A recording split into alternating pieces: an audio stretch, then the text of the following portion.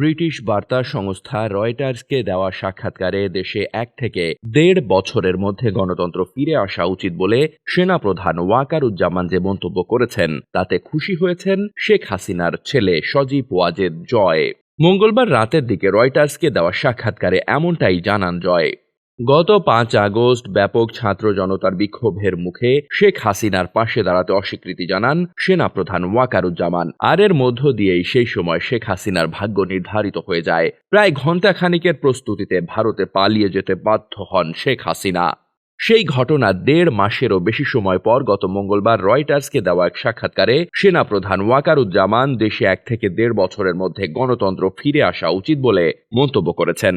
Nobel পুরস্কার বিজয়ী মোহাম্মদ ইউনূসের নেতৃত্বে এই সরকার গুরুত্বপূর্ণ সংস্কারগুলো সম্পন্ন করার মাধ্যমে দেশে একটি গ্রহণযোগ্য নির্বাচনের আয়োজন করবে বলে জানান তিনি। তবে সেই নির্বাচন আগামী 18 মাসের মধ্যে হওয়া উচিত বলে মত দেন সেনাপ্রধান।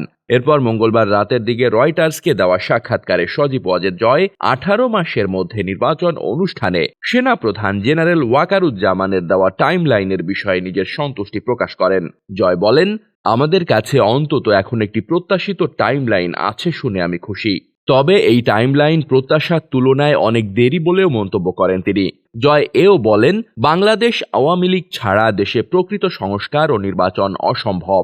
সাক্ষাৎকারে 1971 সালে পাকিস্তানের কাছ থেকে স্বাধীনতা লাভের পর বাংলাদেশে সংঘটিত অভ্যুত্থানের ইতিহাসের কথা উল্লেখ করেন জয়। সর্বশেষ 2007 সালে তত্ত্বাবধায়ক সরকারের প্রতি সেনাবাহিনীর সমর্থনের কথাও তুলে ধরেন তিনি। এর 2 বছর পর 2009 সালে তত্ত্বাবধায়ক সরকারের অধীনে অনুষ্ঠিত নির্বাচনের মাধ্যমে ক্ষমতায় আসেন শেখ হাসিনা।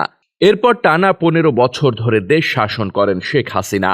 এদিকে আজ অন্তর্বর্তী সরকারের প্রধান উপদেষ্টা ডক্টর ইউনূসের কার্যালয়ের এক বিবৃতিতে বলা হয়েছে, গঠিত 6টি সংস্কার প্যানেলের সুপারিশ পাওয়ার পর রাজনৈতিক দলগুলোর সঙ্গে আলোচনা করবে অন্তর্বর্তী সরকার। সংস্কারের বিষয়ে ঐক্যমত পোষণ করা হলে এবং ভোটের তালিকা প্রস্তুত হলে ভোটের তারিখ ঘোষণা করা হবে। এ বিষয়ে সজীব ওয়াজেদ জয় বলেন, দেশের প্রাচীনতম ও বৃহত্তম রাজনৈতিক দলকে বাদ দিয়ে বৈধ সংস্কার এবং নির্বাচন করা অসম্ভব। ছাত্র জনতার অভ্যুত্থানে প্রধানমন্ত্রী পদ থেকে পদত্যাগ করে গত 5 আগস্ট ভারতে পালিয়ে যাওয়া শেখ হাসিনার দেশে ফেরা নিয়ে আবারও কথা বলেন তার ছেলে সজীব ওয়াজেদ জয়। বুধবার যুক্তরাষ্ট্রের ওয়াশিংটন ডিসি থেকে ব্রিটিশ বার্তা সংস্থা রয়টার্সকে দেওয়া এক সাক্ষাৎকারে জয় বলেন, দেশে ফেরার বিষয়টা শেখ হাসিনার ওপর নির্ভর করবে। যদিও তার মা দেশে ফিরে বিচারের মুখোমুখি হওয়ার জন্য প্রস্তুত বলেও গত মাসে জানিয়েছিলেন জয়। ডেস্ক রিপোর্ট, বার্তা বাজার।